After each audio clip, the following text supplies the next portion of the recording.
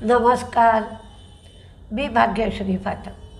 Market आणि मी हा सोप्या मराठीतून शेअर मार्केट समजावून सांगण्याचा माझा एक उपक्रम आहे. मी आज तुमच्याकडून परस्परापाहणीवाला संध्याकाळचा व्हिडिओ काहीसा उशिरा देण्याची सवलत घेतली आहे. मागायला आलीच नाही, हक्काने घेतली. कारण मी बाहेर गेली होती तर तिथून यायला उशीर झाला आणि दमले पण खूप. तर म्हटलं थोडा वेळ थांबून व्हिडिओ करू. आज एकाच बातमीच्या भोवती मार्केट फिरत होतं. ती बातमी अशी होती की CGHC स्कीम. आता CGHC स्कीम म्हणजे काय, तर सेंट्रल गव्हर्नमेंट हेल्थ स्कीम. आता ही सेंट्रल गव्हर्नमेंटची जी आरोग्य योजना म्हणूया आपण किंवा हेल्थ प्लॅन म्हणूया, हा प्लॅन काय आहे तर हा सेंट्रल गव्हर्नमेंट एम्प्लॉईज आणि त्यांची रिटायर्ड लोक यांच्यासाठी आरोग्य सेवा पुरवतो.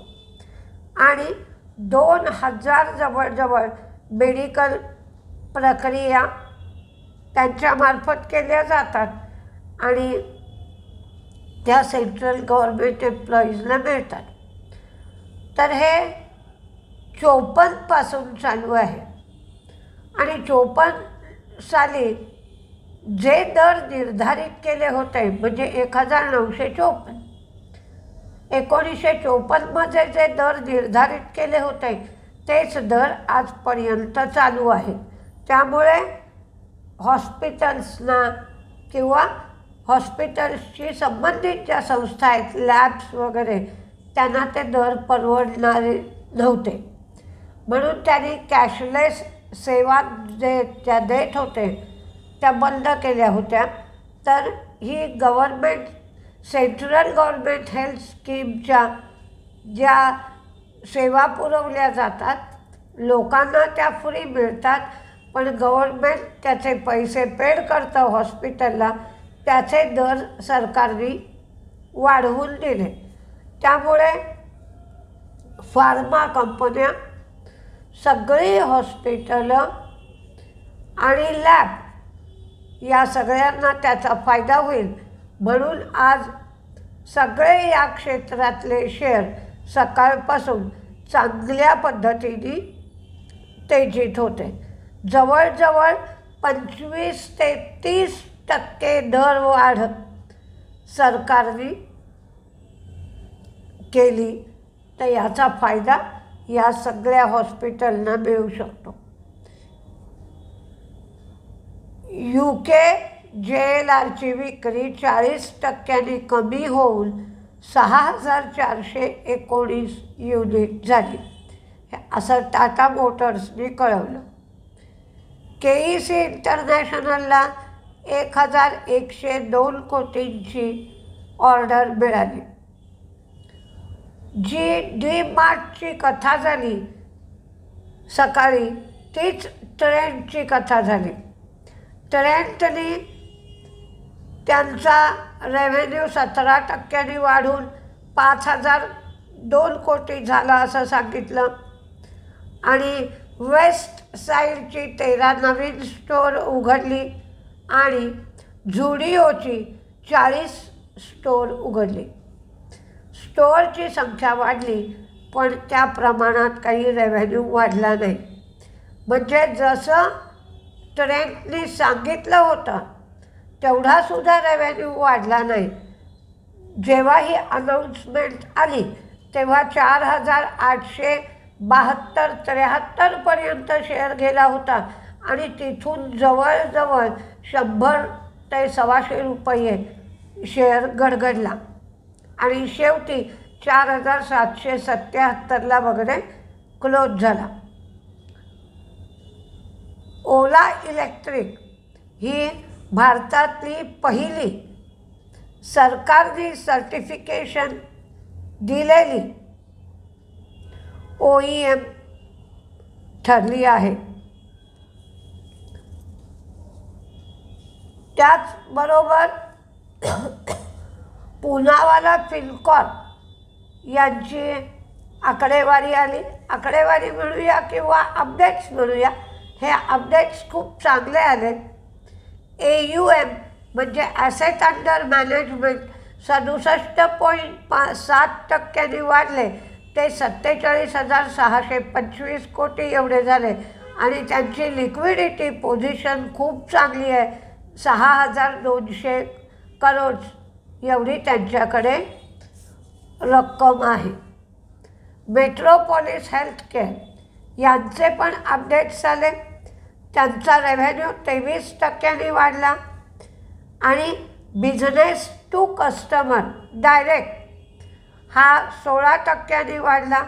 स्पेशालिटी सेगमेंट 36% वाढलं आणि वेलनेस कॅटेगरीमध्ये 25% वाढ दिसली. LG इलेक्ट्रिकल्स हा IPO 7 ऑक्टोबर ते 9 ऑक्टोबर येतो आहे. 1,080 ते 1,140 हा प्राईस बँड आहे. 13 शेअरचा लॉट आहे. दर्शनी किंमत ₹10 आहे आणि हा IPO 11,607 कोटींचा आहे. पण हा पूर्णपणे OFS आहे. हे मॅन्युफॅक्चरिंग आणि डिस्ट्रीब्युशन दोन्हीही होम अप्लायन्सेसचं करतात. म्हणजे कन्झ्युमर इलेक्ट्रॉनिक्स, मोबाईल फोन सोडून बाकीच्या सगळ्या गोष्टी LG इलेक्ट्रॉनिक्स करतात. जर तुम्ही विचाराल तर लिस्टिंग गेन माझ्या मते LG इलेक्ट्रॉनिक्समध्ये अधिक चांगले होते. म्हणजे एक ग्रे मार्केटमध्ये टाटा कॅपिटलला ₹6 ₹7 एवढाच चढाभाव दिसतो आहे, पण LG इलेक्ट्रॉनिक्सला लिस्टिंग गेन चांगला होईल असा एक अंदाज आहे. आज पुन्हा निफ्टीने 25,000चा टप्पा पार केला आहे. आता 25,130 वगैरे काय झाला की पुन्हा रुसून मी नाही जा करत निफ्टी माघारी जातोय की टिकतोय हा मात्र बघावं लागेल. येस बँकेचे ॲडव्हान्सेसही वाढले 6.5% आणि येस बँकेची डिपॉझिट्सही वाढली आहेत 7.1%. त्यामुळं आज येस बँकेचा शेअरसुद्धा तेजीत होता. तर बघूया, मार्केट टिकलं तर अगदी दिवाळीपर्यंत 26,000पर्यंतसुद्धा जाईल. पण हा जो 25,200चा टप्पा आहे तो टप्पा मार्केट ओलांडत नाही आहे.